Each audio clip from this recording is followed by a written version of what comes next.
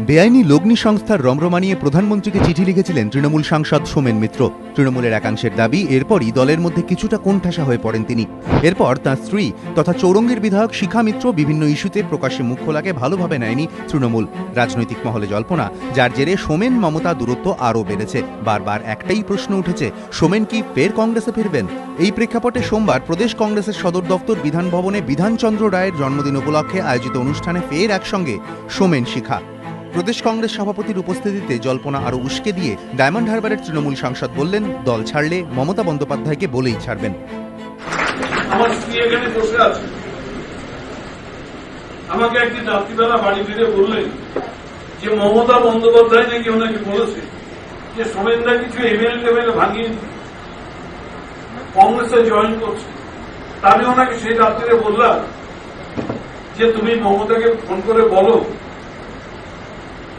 যে আমি কখনো পেছন থেকে মানুষকে ছুটি মারি, আমি যদি যেতে হয় মমতাকে বলেই চলি। সোমেন যখন কৌশলী, শিখা তখন অকপট। বললেন, 14 বছরে বিধানচন্দ্র রায় অনেক কাজ করেছেন, কিন্তু এখন বাক্যস্রোত চলছে। বড় বড় লেকচার দিলে চলবে না, কথা কম কাজ বেশি। বড় বড় লেকচার দিয়ে এসব চলবে না। আজকে বড় প্রয়োজন কাজ পশ্চিমবঙ্গে। কাজ না হলে কিচ্ছু হবে না, কিচ্ছু করা যাবে না। শুধু কথা কম কাজ বেশি। নাম না করলেও সরব শিখা বুঝিয়ে দিলেন তার বক্তব্যের লক্ষ্যকে। রাজনৈতিক মহল মনে করছে সোমেন জায়ার বাক্যবানের লক্ষ্য একজনই, মমতা বন্দ্যোপাধ্যায়। তার কারণ, দিন কয়েক আগেই কামদুনির যে প্রতিবাদীদের তৃণমূল নেত্রী সিপিএম মাওবাদী বলেছিলেন, তৃণমূল বিধায়ক তাদের সেই প্রতিবাদকেই কুর্নিশ জানালেন।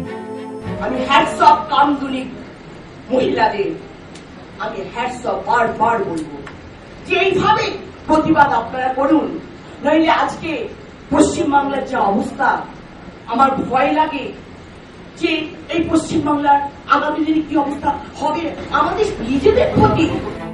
সোমেন বলছেন, বিধান রায় মেমোরিয়াল ট্রাস্টের চেয়ারম্যান হিসেবেই তাঁর উপস্থিতি, কিন্তু বিধান ভবনের মঞ্চ থেকে এদিনও সবকিছুকে ছাপিয়ে সামনে এলো সেই রাজনৈতিক বার্তাই। এমনটাই মত ওয়াকিবহাল মহলের। কৃষ্ণেন্দু অধিকারী, এবিপি আনন্দ, কলকাতা।